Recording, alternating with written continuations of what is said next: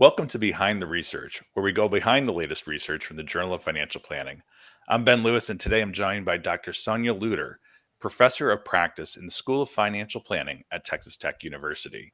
Sonya, along with Dr. Van Deen, an assistant professor of finance at the University of Wisconsin Superior, authored the latest research in the November issue of the Journal of Financial Planning titled Categorizing Financial Wellness into Meaningful Quadrants.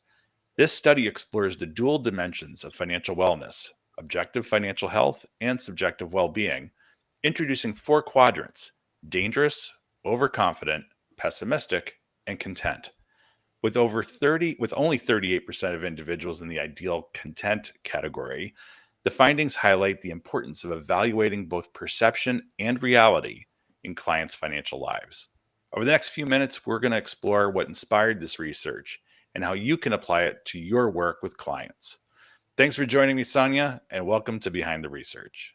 Thanks, Ben. I can already tell this is going to be a fantastic conversation. I have no I idea what you're going to throw at me, so let's hear I it. think so. I think so.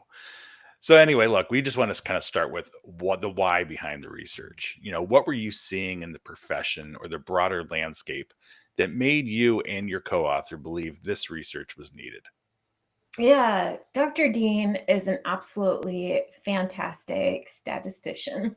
And this was really out of her dissertation project.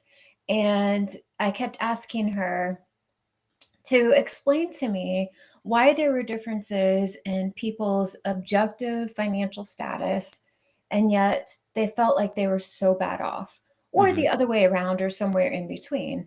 And it took us a while to get ultimately to these quadrants, but the idea behind it was trying to understand what is the disconnect between people's perceptions and the reality of their situation.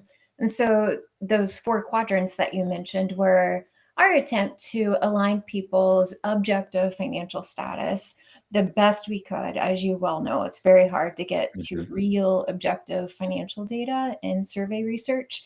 And then how people felt about where they were. Did they feel like they were doing well, or did they feel like they were just barely getting by? So while you were conducting the research, was there anything surprising to you that you were uncovering? The one that you said in the intro actually was pretty surprising, that about a third of people are content. Hmm. So they're doing well financially and they think that they're doing well financially. For me, I thought that was a pretty high percentage of people that have quote unquote an accurate perception of where they were, and a good perception and Hmm. good reality of that situation. I thought it was also interesting that there were people in all four quadrants. So a shocking number of people were in that overconfident category. So these are people who are not doing so hot financially, but they think they're doing really great. Hmm. So I would like to talk here a little bit about the impact because, the hope here is that anyone who's going to read the research is going to be able to take something and apply it to their practice. What do you most hope FPA members will take away from the research and apply to their work with clients? Yeah, especially with the overconfident category. So again, the low financial health, they're not, their metrics don't look good, but they think that they're doing really good. There's a huge opportunity to engage in conversations about this gap in perception to reality. So I think for that group in particular, some additional financial education and maybe even some sort of comparison data, and not necessarily to make them feel bad about their situation, but just to show them, okay, if you continue on this path, this is what it means for your long-term financial well-being, or here's what it means for your children. So really that idea of aligning expectations is really Mhm. good for them. If you're imagining the quadrant in your head, go at a bottom diagonal to that, to the pessimistic group. For Mhm. me, this is a huge one for financial planners reading this research and listening right now, is that that's the group who are doing really well objectively, but they don't think that they're doing well. So you maybe they have $5 million in the bank, and yet they're like, oh man, I just don't know if I'm going to be able to accomplish everything I wanted to accomplish. Right. For them, that's a really tough group. And there are people in that category The research didn't give us any strong predictors of this is going to be women who fall into this category, or this is definitely single people falling into this category. So that part is a bit mysterious, but you can still assess whether or not a person is pessimistic with their financial situation and provide some real coaching guidance within that. And one of the things I say all of the time is you can communicate therapeutically without being a therapist.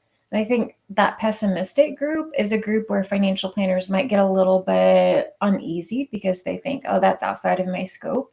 No, it's really well within your scope to try to help them understand what would make you feel more comfortable and not dwelling on some of the negative language or fear-based information, but really being more positive in that and saying, okay, well, what would help you feel more secure, or what would help you feel like your children or your parents or your other loved ones are taken care of, and just slowing down with those folks, or making a referral if that's really not your thing at all.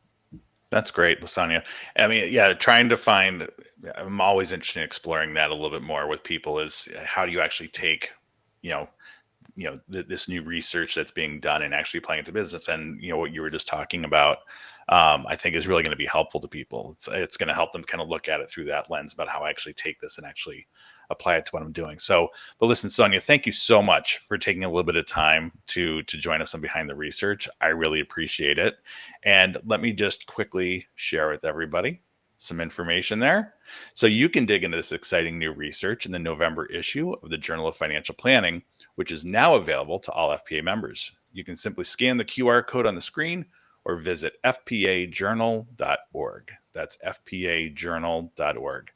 And thank you for spending a few minutes with us. We'll see you next time on Behind the Research.